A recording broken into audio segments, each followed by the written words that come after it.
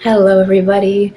It is so great to be back here with you again this afternoon. My name is Kelly Caul, and I'm a licensed clinical social worker here in St. Louis, Missouri, and I've been working out of my private practice, which is called Empowered Therapy, for about the past 8 years. And I started this practice really with the mission to help support and empower individuals to reconnect with their most authentic selves, to live a life from a place of consciousness, and to really embrace and have confidence in their internal wisdom. And my practice specializes in working with adolescent girls and women, as well as working with parents. And today I really want to spend some time with you just to talk about parenting. So imagine, if you will, just for a second, what this world would be like if our kids were brought up knowing how to feel their feelings, how to move through them, cope with them, and to really feel stronger because of them.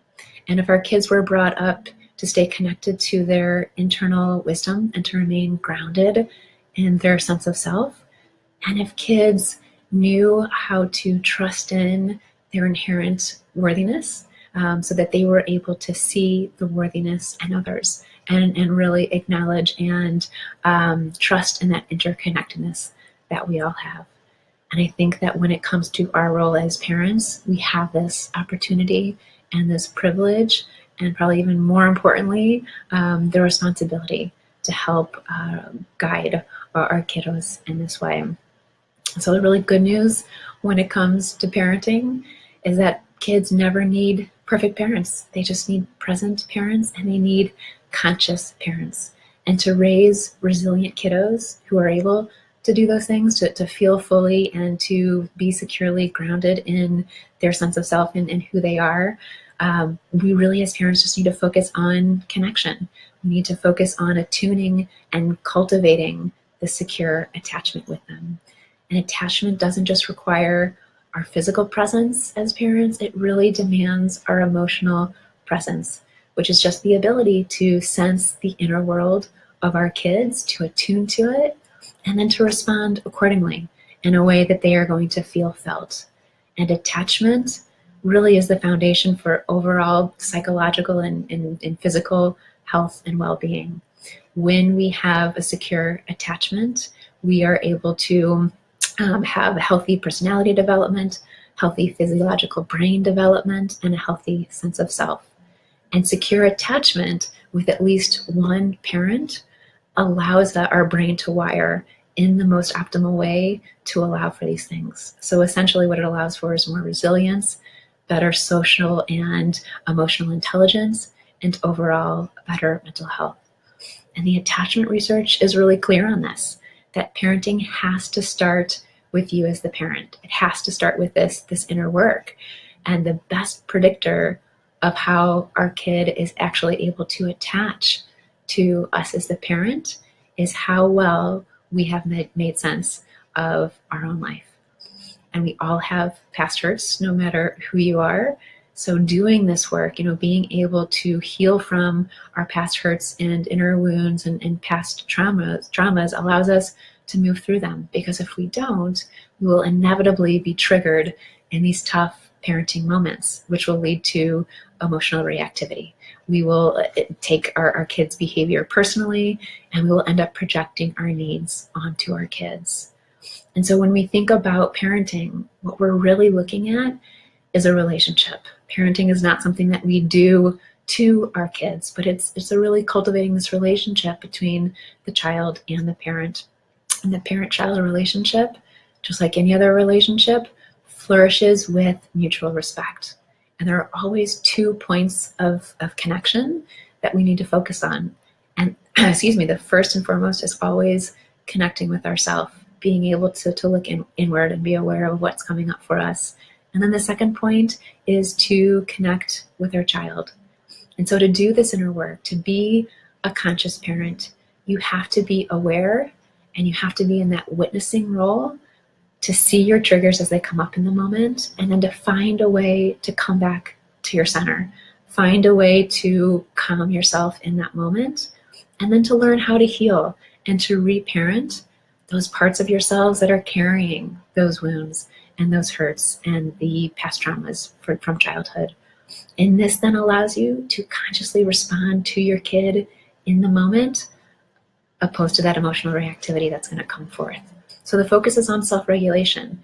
It's about being able to be calm enough so that you can see and honor who your kid is in that given moment and really connect with her and what she needs in that moment for connection and for growth. So when we parent consciously, we realize that when we lose control, it's because we are feeling helpless and unheard in some way. That when we scream and yell, it's because a part of us feels neglected and dismissed.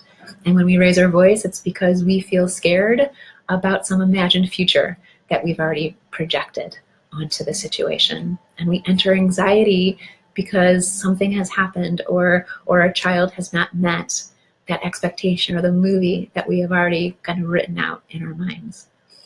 So the bottom line, our reactions are always about us and what's going on internally.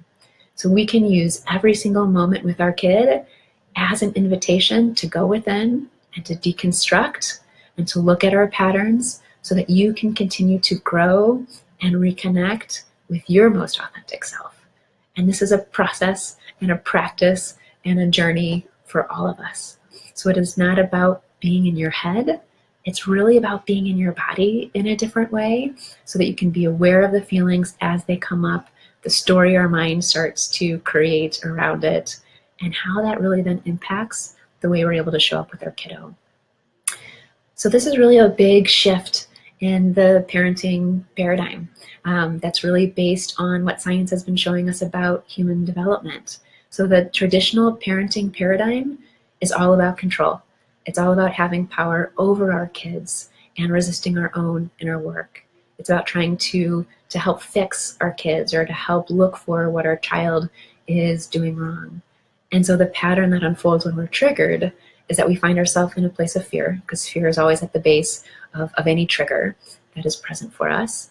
Our survival brain kicks into gear, which leads to us going into some type of self-protection. We search for control over the situation or over our kid in that moment.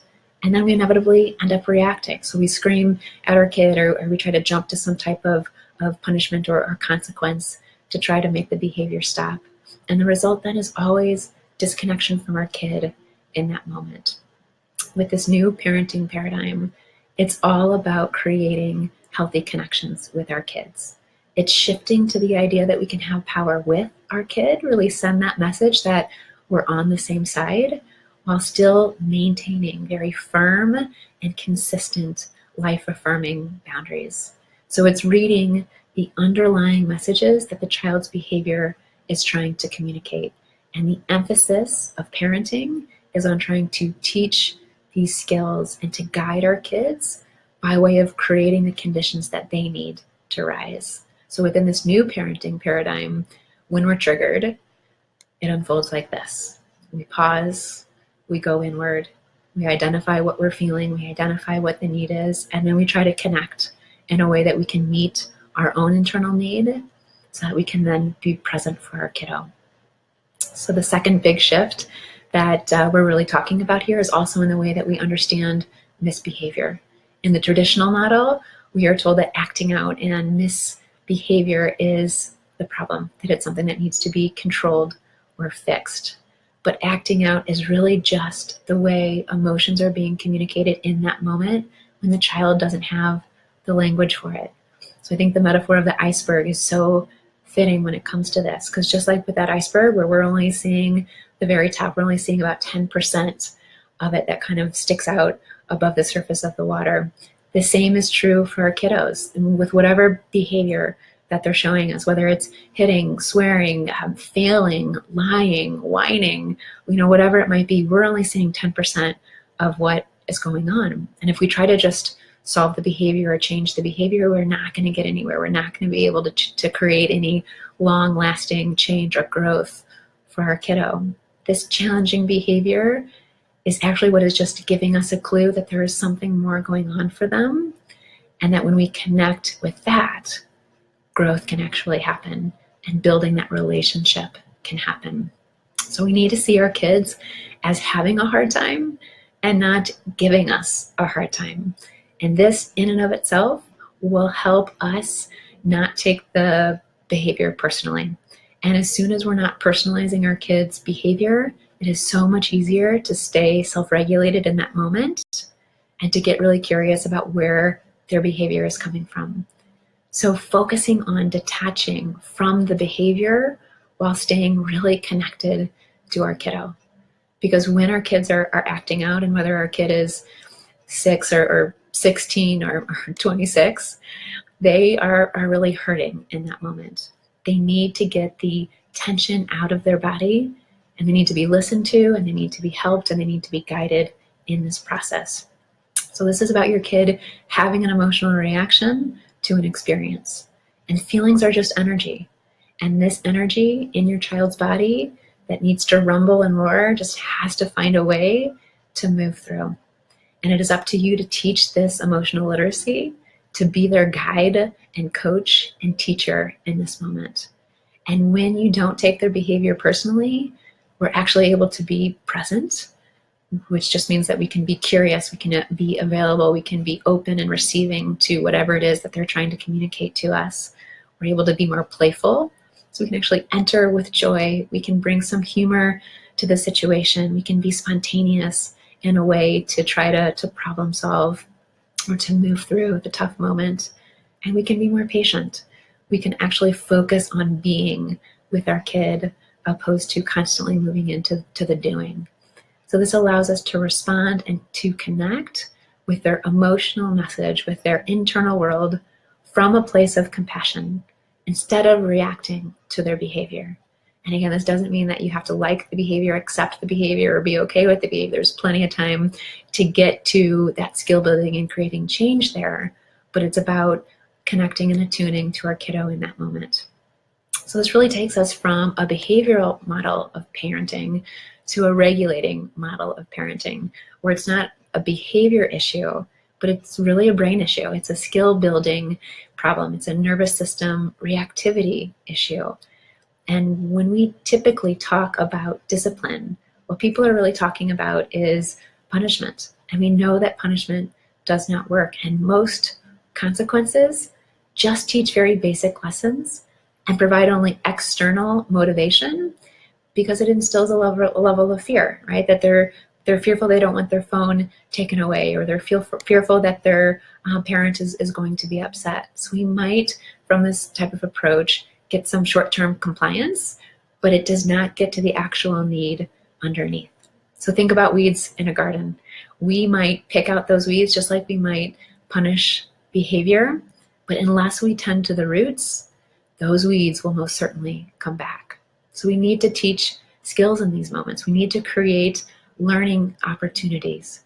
Kids need to feel safe to feel, and kids need to learn how to be comfortable with the discomfort of these big feelings, and they need to learn how to cope through and regulate these tough emotions so that they actually can make choices with their behavior. So applying brain science to parenting, I see it as something that is really critical, both for us as parents to have an understanding to be able to make sense of this emotional communication, but also as a strategy for parents to be able to kind of educate their kids on this, to use this as a language and a tool between the parent and the child. And so I spoke to this a little bit in the first visit last week, but just to kind of go over it again. If we use the hand model for the brain that Dr. Dan Siegel originally showed us, and we think about our hand here and our wrist kind of as our arm comes up, really representing our spinal cord. And as it hits our wrist here, this is our reptilian brain. This is our brain stem, and this is part of the brain is really responsible for some of those basic automatic functions within our body, like breathing and our heart rate. And this part of our brain, the reptilian brain, only cares about survival. It doesn't care about connection, about being felt emotionally, about communicating in a healthy way. It is just continuously scanning the environment, looking for threat because it wants to know that it's safe. And then when you rest your thumb against your palm here, the thumb represents our mammal brain. And this part of our brain is where the limbic system is, where our amygdala is. And this part of our brain starts to wire when an infant is 6 weeks old, when it first starts to sense that it is safe. And this part of our brain is concerned with attachment. It's from this part of our brain that we're allowed to really feel connected to people.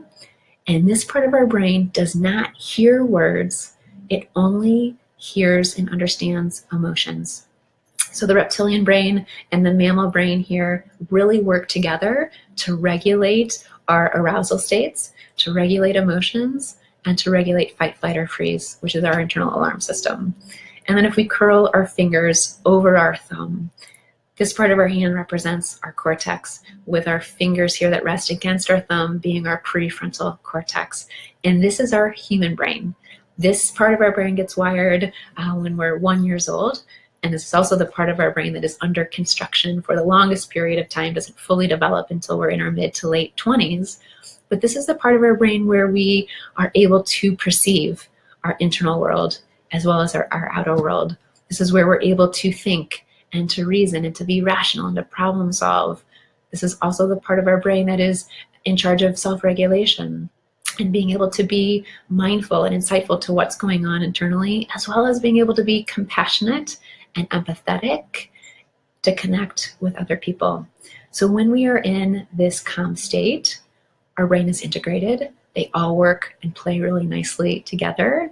But as soon as there is a threat to our safety, to our survival, and our cave woman survival brain does not know the difference between physical threats to our safety and threats to our emotional safety, threats to our identity, when that enters, we flip our lid. In that moment, prefrontal cortex, our human thinking brain, goes offline. We literally do not have access to it. When I'm working with teenagers, what I share with them is it's like the wireless internet in the house going out, and no matter how hard you try, you're not able to bring up that web page. And in this moment, our mammal brain is basically saying, you're not safe. The only thing that matters right now, the only thing that we need to draw our resources for is survival. And until we are able to come to a place of calm and to send that message back to our brain that we are safe, we stay in this mode. When we can calm ourselves down, we're able to reintegrate, access all parts of our brain again, and move forward. So when we have flipped our lid, whether we are the parent who has flipped our lid or the kiddo has flipped our lid, we are in a reactive state right here. We're not able to think. We're not able to rationalize. We are really driven from this emotional state. When we are calm and integrated, this is when we're receptive. This is when we can do that learning. This is when we can actually remember, when I made this choice last week or last month, this was the result. This is what happened. Or if I make this decision, this is what I can anticipate happening moving forward. So as a parent, we really need to read our child's brain state in the moment and to meet them there. So when your kid is upset, when they are really being driven from this emotional part of their brain, the right side of their brain, we need to respond to their emotional needs and attune in a way that they feel felt before doing anything else. Speaking emotional brain to emotional brain. If we try to enter in with our left brain, our logic, our reason, our rationale, which can, I think, often be our default as parents, if we try to speak with them from a place of reason, when they are in this emotional state, it's like two different languages and it's not going to translate. So whether we're talking about the toddler who is upset because she didn't get the sticker that she wanted, or the teen who is upset because she still doesn't have that smartphone and all of her friends have that smartphone, if we try to step in and very rationally explain to them why the sticker they have is really a great sticker and they didn't get the sticker that they wanted because the other people got to choose first, or that you don't have the smartphone right now because of all these really smart and wise reasons that we have parents has decided it's not great for you to have a smartphone at this moment, they're not going to hear it. If anything, it might intensify their emotional state and draw out the expression of their emotions. So we really need to enter in from this place of accessing our own emotional brain, and we need to normalize, and we need to validate, and we need to let them know that we understand and we hear the struggles that they are expressing. So we need to let them know that we get how hard it is. You really wanted that sticker, that was the one you really had your heart set on, and you didn't get that one. And it's so frustrating. And I understand what it's like to be so disappointed what you don't get, what you're hoping for. Of course you're upset. Or to the teenager, I can't even imagine how hard it must feel for you to not have a phone when everybody else has your phone. Can you tell me more what that's like for you? What does that feel like to be the only one at the party without your phone? So we're naming it for them, whether we ask them, encourage them to name their emotional state back to us, or whether we're naming what we're observing for them. This in and of itself will help to calm them down. The phrase "name it to tame it" helps to describe that when we name our emotions, we're calling back online our prefrontal cortex, and naming it helps to calm and soothe the firing of our amygdala in that moment. So connection always has to come first. Once that regulation has happened, once their thinking human brain has come back online, then we come into the redirection state. Then we can bring the left brain online because we know they will have access to their left brain, and we can problem solve, and we can help them learn the skills, and we can really come from this rational place. But connection always before redirection, because when our child feels that connection from us, that will help the limbic system, our amygdala, to understand that there is safety, that there's no present threat, and therefore the prefrontal cortex comes back online. If a kid does not feel like we're on her side, if a kid feels like we're trying to talk her out of her feelings or we're invalidating her feelings, the hard wiring of her brain will take over, and she will go into protection mode, and she will flip her lid. So we actually have, as parents, a lot of power to help bring our kids back into her human brain, just through our relationship, just through our connection, and by loving her through it. So the emphasis is not on stopping the behavior immediately, unless we're talking about a safety or a health issue. Then, of course, we need to step in right away with those boundaries. But if it is not about protection and health and safety, connecting first and trusting that there is time to get to the skill building and the redirection, and that also, even if we share the best lesson and the best reason and the best information in a moment when our kid is dysregulated, it's going to fall on deaf ears. It's not going to make a difference anyway. So the relationship with our kid is really the most powerful change agent that we have. And if we are not calm, we are actually also robbing them of the opportunity to go within themselves and to be with their emotions. So when we stay in a regulated state, when we can stay grounded in our center and our core self, regulation is contagious. We will help bring them into that calm state in a much faster way. Just even by the nature of our mirror neurons, those neurons in our brain that literally read the mind of another person. Our kiddo can read our brain state. And if we are calm, even if we speak in a whisper, to really bring the energy down in the room, it's going to help them calm down in a much quicker way as well. So when their emotions are held and they feel attuned to in that moment, intelligence increases, socialization skills increase, fear decreases, and the number of big feelings that come over time will decrease as well. And if it is a particular moment where, as the parent, for whatever reason, we are not able to regulate our own emotional experience, we are not able to enter from a place of calm, and I get it, those happen to all of us, no matter our intentions, it's important that we pause. And whether we pause the conversation in the moment and we say to our teen, I am not in a place to be able to have this conversation right now because I am noticing that there's a part of me that is so upset right now because I am so afraid for you and what you're doing and what I'm hearing in this moment. So we need to take some moments together and calm down. Let's go for a walk. Let's go sit on the couch for a few minutes. Or whether it's something that we need to step away and bring ourselves to that calm place on our own. But modeling for our kids that it's okay to do that when feelings get really big, the number one focus needs to be on regulation. So the outcome of any given moment or experience with our kid can be completely dependent on our own regulation. And this is not in a blaming way or on a piling the guilt on way for us as the parent, but really in an empowering way, that we have a lot of power in these moments to guide and to support our kids. And kids can really read our energy. So this is something that can be really hard to fake, because they will listen to our energy over our words. So even if we're saying the words that we think or hope will help to calm them down, if our energy, if our body language, facial expressions, tone of voice are not matching that open, calming, soothing message that we're trying to send, they will ignore our words and they will focus on our energy. So when we are calm and present, you are able to be the emotional anchor for our kiddo. We're able to hold the space for them to be with their big feelings and to have these really tough, hard conversations. So we need to know and remember that it is not our job to ever fix the situation or to fix away their pain or their sadness or their anxiety. And it's not our job or our role to even talk her out of her feelings or to convince her that she doesn't need to feel that way or shouldn't feel that way.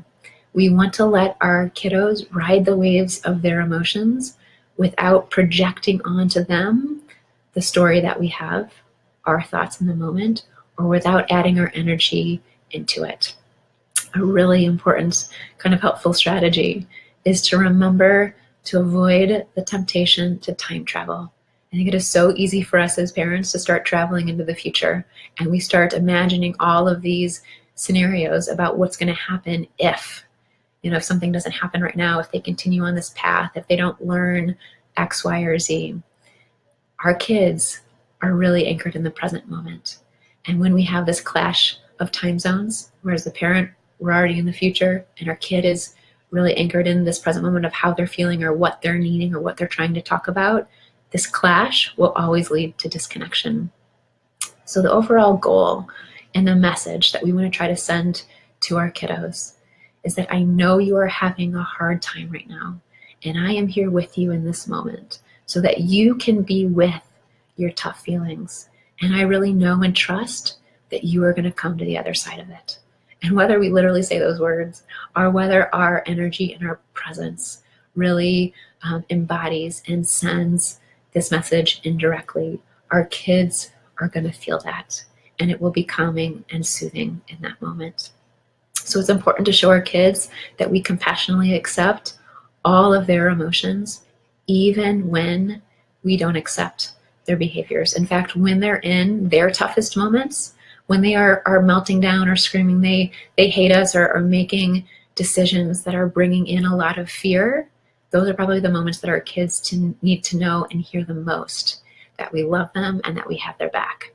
So raising kids to be aware of their inner world so that they can be aware and respect the inner world of others really takes building in this emotional intelligence, building in these skills that have to be learned on how to meet these big feelings in a comfortable way, because feelings are scary. Feelings bring with it the physiological state that can be overwhelming and overpowering at times. And we live in a culture that really kind of trains us to run from feelings, to avoid them, to numb out, to distract away. And as adults, we kind of have a lot of strategies to do that. We can numb out to TV or to shopping or drink it away, exercise it away, whatever it might be. But our kids really feel their emotions in a really big way in those moments, and they need to learn how to self-reflect and how to be still and quiet and to be aware and to identify their thoughts and how to feel those feelings and to relate to their own mind. Otherwise, they will just be raised with this mindset that they need to find ways to avoid those feelings when they come into play. So conscious parents really see feelings as the most healthy way to further get to know ourselves better and really look at the difference between feeling our feelings and reacting from our feelings or reacting to our feelings. So kids need to know how to trust that their feelings are here for a reason, that feelings are here to inform us and to bring us a message, and that we need to honor them and learn from them and befriend them so that we can move through them and become stronger because of them. And so this really means that as parents, we have to work on our own feelings so that we can be comfortable enough with seeing them uncomfortable. If kids sense that we are afraid or resistant to them being in pain, if they hear or feel the message that we just want them to be happy, and therefore any other emotion is less than in some way, they'll hide their feelings from us. And what we're really doing then in those moments is sending the message that feelings are something to be feared or to be avoided. So curiosity and compassion, with all these different things that we're talking about, I think when we look at curiosity and compassion, they really become our superpowers as parents. So the guiding question in any moment is not how do I get my kid to change her behavior, but instead bringing in that curiosity and really trying to see her internal world, see her emotions underneath, and start asking, again, whether it's directly to our kid or whether we're just asking these questions internally, what is driving this child's behavior?